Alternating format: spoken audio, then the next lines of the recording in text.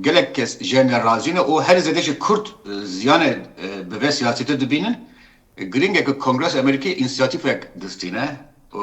beyku navi Trump bine jivira dibece ko bisekine hedi tişte ko ser navi teklerin ne de berjevendi Amerika'da em jive siyasete ne razine ne dilemeye Kürt teretten hiçtin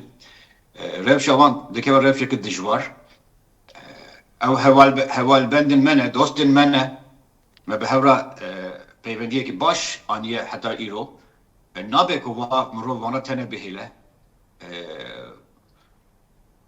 Türkiye ajanda خواهد سر سوریه فرض بکی و ajanda Türkiye جی اوه کو کرد به محبن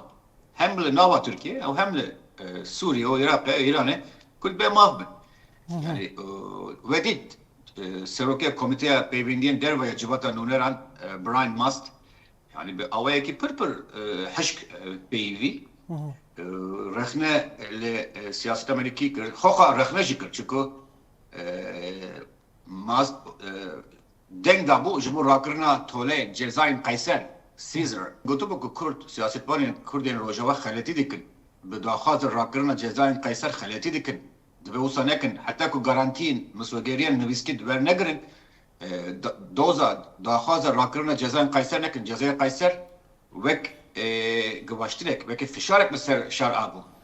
le Brian Mazci o hemi peyivdarın dinku do axifin hemen tişti beyşin yani belku me lezant me ev ceza rakrın